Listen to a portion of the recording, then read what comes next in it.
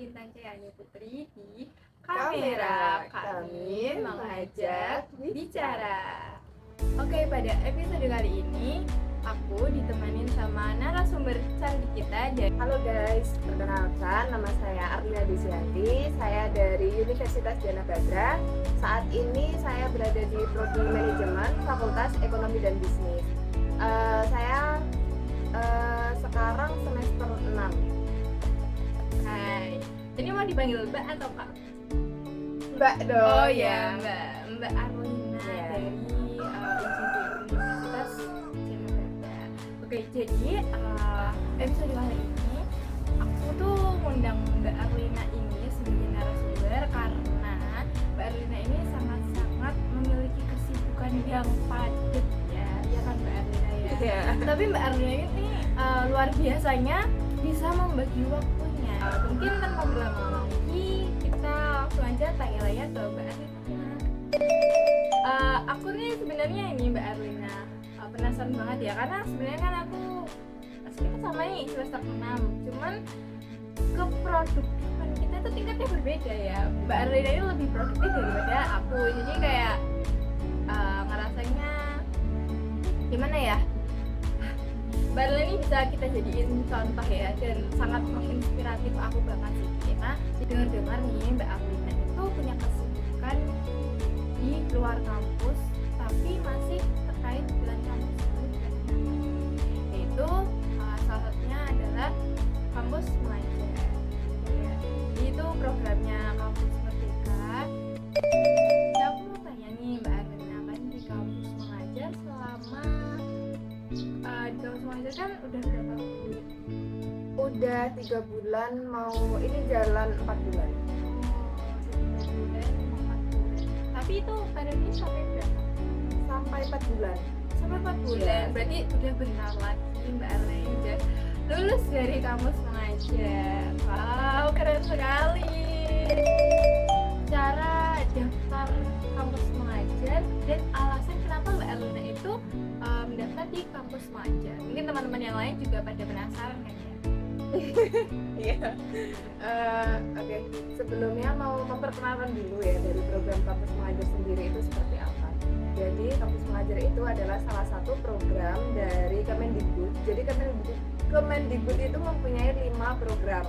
Yang pertama itu adalah kampus mengajar, yang kedua MSIB, yang ketiga penelitian bersama dosen, studi independen, dan ISMA. ISMA itu adalah pertukaran mahasiswa ke luar negeri. Nah, untuk salah satunya saya memilih untuk mengikuti kampus mengajar. Kemudian tadi alasan ya, alasan mengikuti kampus mengajar itu karena awalnya dari cutting saya sih. Cutting saya itu waktu itu angkatan 3 kalau enggak 4 ya, kalau nggak salah. Itu beliau juga mengikuti kampus mengajar di Lombok.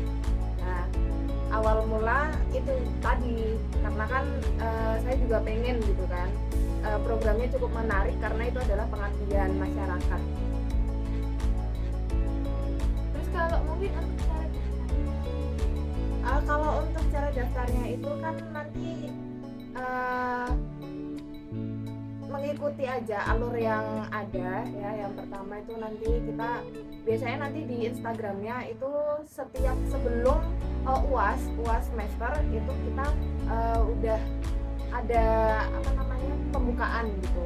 Dan nanti kita daftar aja, dan caranya adalah kita membuat CV yang menarik dulu karena kan kita pasti apply CV. Nah, untuk CV tersebut sebisa mungkin kita juga menggunakan sertifikat juga, kita tambahkan sertifikat walaupun itu opsional ya, maksudnya nggak wajib buat ngasih sertifikat gitu, tapi kita masukin aja sertifikatnya gitu. Setelah itu tahap CV lolos, nah nanti kita ke tahap yang kayak ujian gitu. Ujiannya secara online tapi kita menggunakan ada kamera di sampingnya. Oh iya. Apakah ada tips dan trik dari Mbak Arlina tentang kampus mengajar? Pembuatan CV.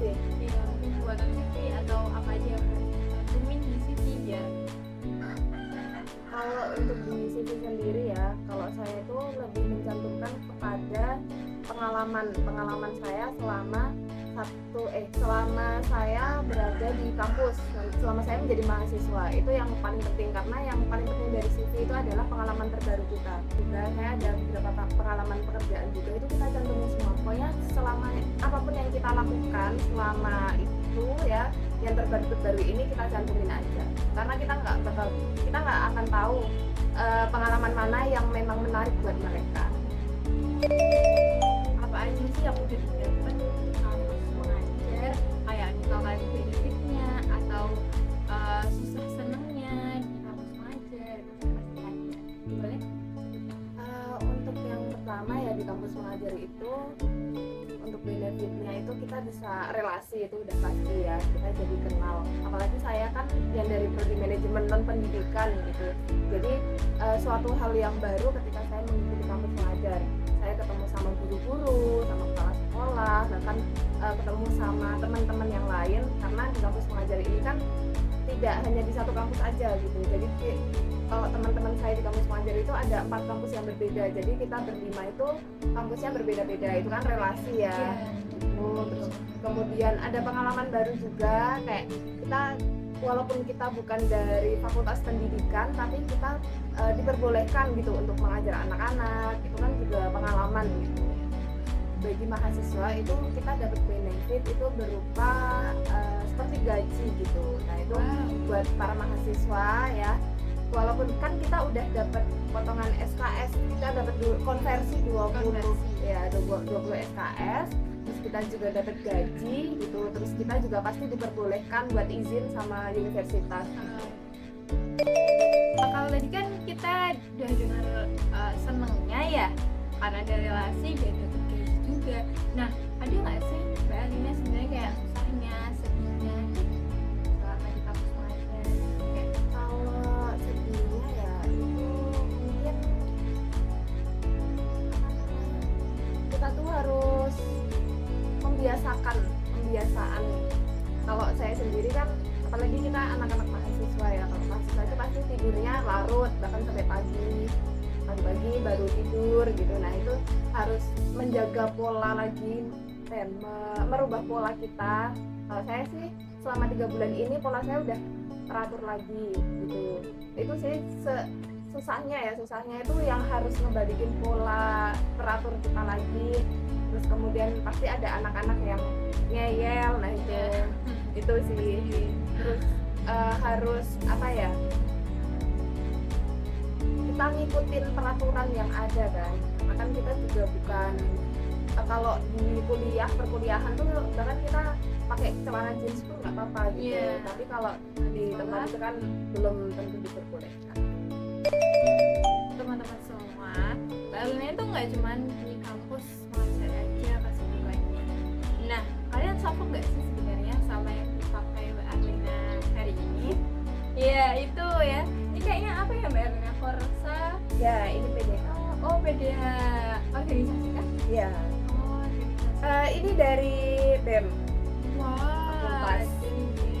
Oh jadi Mbak Alina ini ceritanya juga ikut ya nggak ceritanya ya, cuman emang realnya Mbak Arlina ini juga mengikuti organisasi kampus, yaitu BEM fakultas ya. Oh, ya. BEM fakultas. Ngomong-ngomong kalau boleh tahu Mbak Arlina sebagai apa ya jabatannya? Kalau saya sendiri itu ketua umum. Ketua umum. Oke, jadi Mbak Arlina ini ketua umum BEM. Terus mengikuti kampus mengajar, mengikuti kuliah juga. Kalau perkuliahan 1 minggu sekali sih ada yang. Tapi tetap masuk ke 1 matkul itu ya? 2 matkul. Wow, jadi ini sangat-sangat menginspirasi sekali ya, karena kesibukan dan kehektikan Mbak Alina setiap harinya ini sangat-sangat produktif sekali ya teman-teman semuanya. Mungkin hari Sabtu Minggu pun masih mengurusi organisasi.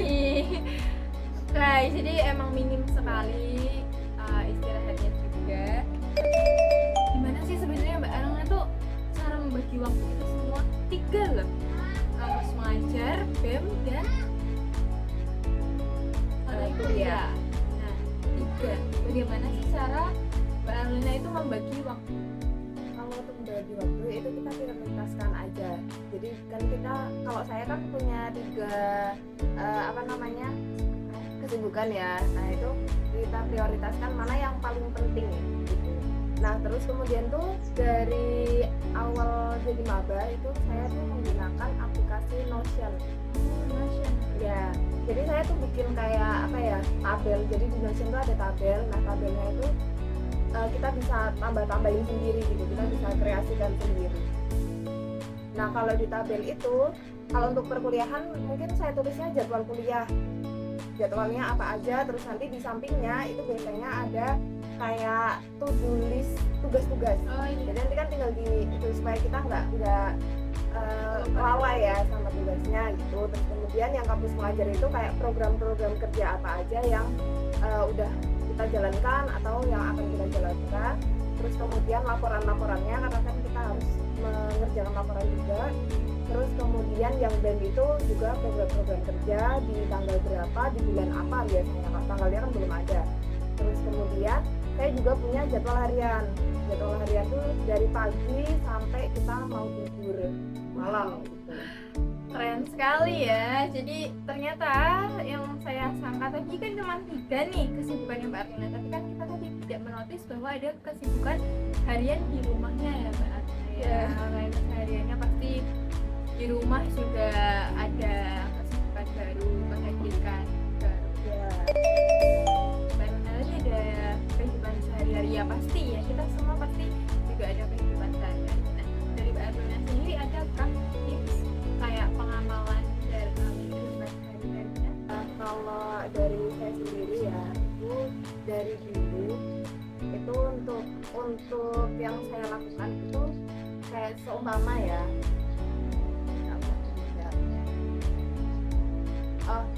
kayak dalam satu hari ya saya tuh nggak terlalu muluk-muluk harus kamu satu hari ini harus target segini apa aja yang harus ditargetin segini, itu enggak. Jadi kalau capek ya tidur gitu, kayak ibaratnya kan yang manusia itu kan paling penting tidur sama makan ya. Kalau kita udah tidur, kita udah makan, kita pasti udah mau ngelakuin apa aja udah enak gitu. Terus kemudian supaya nggak stres, biasanya kalau ngerjain tugas, kalau weekend di hari Minggu biasanya malahan di hari Minggu jam 10 sampai asar, setelah asar itu saya biasanya datang ke kafe buat ngerjain tugas, terus sekedar dengerin lagu, ngopi gitu. Terus setiap hari Minggu. Terus kemudian untuk pengamalan sendiri itu dalam satu hari setelah sholat maghrib ya, itu kita saya biasanya itu baca surat yang wajib ya. Surat wajib itu Al-Waqiah sama Al-Mulk, udah 2 surat itu. Kalau mau ditambah sama tadarus yang lain juga nggak apa-apa. Dan itu juga saya juga dapat tips juga dari ibu kepala sekolah. Jadi anaknya ibu kepala sekolah yang tempat saya kampus mengajar itu, beliau juga saat ini tuh di FKG UGM. Ya, terus ada yang di bea cukai, pokoknya yang jadi semua lah gitu. Ternyata mereka juga punya pengamalan sendiri gitu, karena setiap orang kan punya koneksi sendiri sama Tuhannya kan gitu. Dan itu hal yang paling penting ya dalam kehidupannya, di luar dari kewajiban kita gitu. Nah kalau dari ibu kepala sekolah sendiri tuh pasti sholat tahajud. Nah setelah sholat tahajud tuh mereka tuh berdoa minta apa yang dipengenkan gitu. Itu sih kalau yang untuk reconnecting aja. Iya, jadi ada percakapan dengan yang Maha Esa, Maha Kuasa ya. Iya. Jadi kita tetap selalu ingat sama ibadah dan kewajiban kita. Adalah closing statement dari Mbak Arlina. Mungkin ini aja sih, kalau selagi kita masih muda itu lakukan apapun yang pengen kita lakukan, cari pengalaman sebanyak-banyaknya, walaupun keluar dari jalur yang udah kita targetkan itu nggak apa-apa. Selagi masih ada kesempatan kita ambil aja nggak apa-apa, tapi jangan lupa untuk selalu berdoa sama Tuhan. Jadi kayak terus mengupdate diri ya, nggak boleh stuck di situ. Oke, mungkin cukup sekian episode bicara kita bersama Mbak Arlina. Terima kasih kepada Mbak Arlina yang sudah menjadi narasumber sharing-sharing, membagi-bagikan tips, trik yang banyak sekali ya. Terima kasih juga kepada teman-teman yang udah nonton video. Dadah.